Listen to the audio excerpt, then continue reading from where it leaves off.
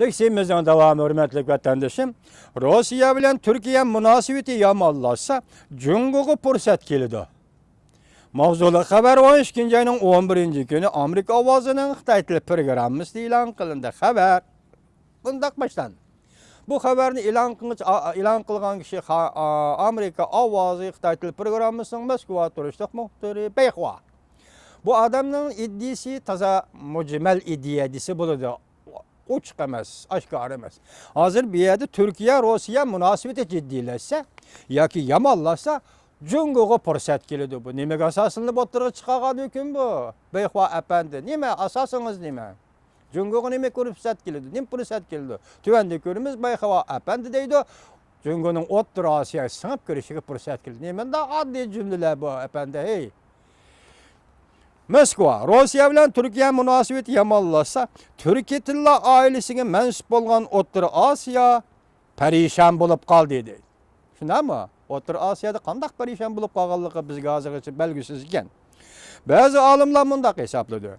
Prezident Putin'nin taşqırı dünya qaratqan uruşqaq siyaseti ve tuturuqsız karakteri Ottur Asya devletlerini Rusya bilen zich münasebetini saklap kalsak, özümüzün menfaati ziyan uçuramdı yok degen mesele bu içe oylandırıp koydu deydi.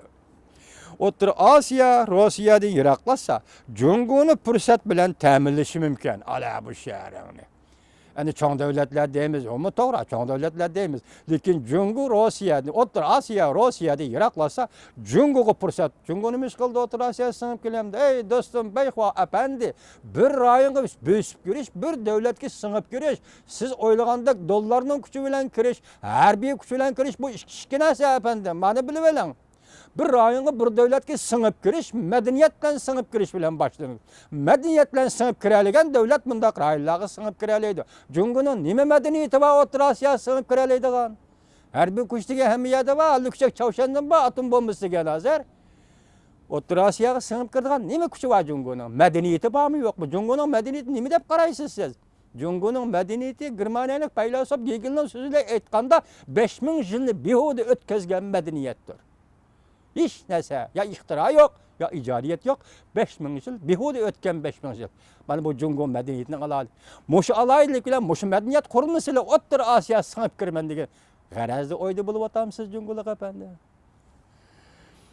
Bu radyonun muhbiri Beyxwa efendi, Rusya Medeniyet Ministerliğinin ministeri Mekeneski yakında buyruk şürüp devlet içinde Türkiye tillada sözleşidigan milletler olturaklaşkan rayonlarda, mesela Tataristan, Başkırtistan, Yakutistan, Altay, Xaksi, Tuva qatarlıq rayonlarının İstanbul'da tahsis kılgan Türkiye tilla medeniyet xalqara teşkilatı bilen bolgan münasebetini öz işini buyruk kıldı. Demek Rusya çevrasındaki Türkiye milletlerinin İstanbul bilen boğan medeniyet alaka beriş geliştiğini üzüşünü Mekeneski devletlerini Rusya medeniyet ministeri Mekeneski buyruk şuri bekar kıptı. Bu bir müstabit devlet için heyran kaldığı iş emez. Ey çağıt Hitler'miş şunda kılganı, Mao'nun şunda kıl, bir Xitay'mış şunda kılışı mümkün. Çünkü bu devletlerinin muayiti müstabitizm iken çok şunda buyruk kılıdı, bekar kılıdı, esir keltirdi. Bu müstabit devletten karakterdi. Bu teşkilat Türk Dil Seslemesi'ndeki milletlerinin en İstanbul'daki bu teşkilat Türk Dil Seslemesi'ndeki milletlerinin en medeniyeti saklap kalışkı izcil kuch çıkarıp gelgen teşkilatıdır. Rusya imperiyası yemirilgenden keyin Rusya'da nurgun rayonlarda hem de Ottur Asya devletlerinde Türk Dil Seslemesi sözleşidigan milletlerinin Türkiye bilen bolgan münasebetini quyuqlaştırışta İstanbul'daki teşkilat rol oynagan idi deydi. Amerika Avaz Radyosu Xitay tili programmasının Moskvada turuşluq muhbiri Beyxwa efendi.